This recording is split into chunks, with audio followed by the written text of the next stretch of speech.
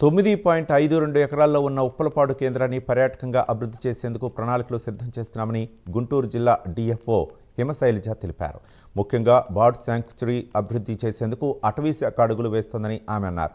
ఇప్పటికే దీనికి సంబంధించి ప్రభుత్వాలకు ప్రతిపాదనలు పంపడం జరిగిందన్నారు.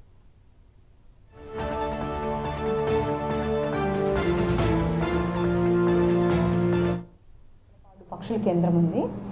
అది గత 30 సంవత్సరాలు అక్కడికి పక్షులు బయట నుంచి వచ్చి అక్కడ ఉండటము, అక్కడ అవి ఆవాసాలు ఏర్పాటు చేసుకొని ముఖ్యంగా ఈ సంతానోత్పత్తి టైంలో అనమాట, అంటే ఆగస్టు సెప్టెంబర్ అక్కడి నుంచి ఫిబ్రవరి దాకా కూడా మ్యాక్సిమం అవి ఉంటాయి.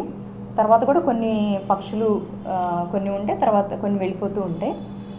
అవేంటంటే అక్కడ వచ్చి అక్కడ ఉన్నటువంటి చెట్ల మీద ఆవాసాలు ఏర్పాటు చేసుకొని అక్కడ సంతానోత్పత్తి చేసి చుట్టుపక్కల మనకి చేలు పొలాలన్నీ ఉంటాయి కదా, అక్కడ మళ్ళీ ఫుడ్ తీసి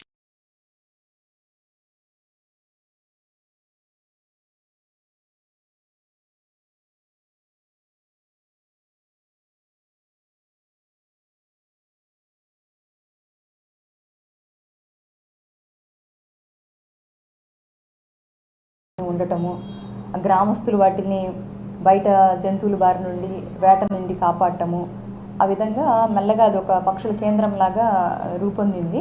ఒక 10 సంవత్సరాల నుంచి స్ట్రిక్ట్గా మన ఫారెస్ట్ డిపార్ట్మెంట్ కంట్రోల్లోనే ఉంది ఆ ఏరియా అంతా కూడా. ఫారెస్ట్ డిపార్ట్మెంటే మేనేజ్మెంట్ అంతా చేస్తున్నారు. అక్కడ లోకల్గా ఎవరైతే ఉంటారో వాళ్ళని అక్కడ ఎంగేజ్ చేసుకున్నాం, అంటే అక్కడ అది చూసుకునేదానికి అదంతా కూడా.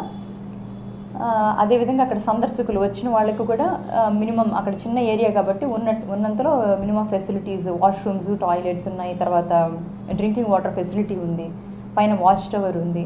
చక్కగా చుట్టూ ఆ చెరువు కట్ట చుట్టూ తిరగడానికి చిన్న వాకింగ్ ట్రాక్ అంతా కూడా ఏర్పాటు చేయడం జరిగింది. ఉప్పలపాడు పక్షుల కేంద్రం ఉంది.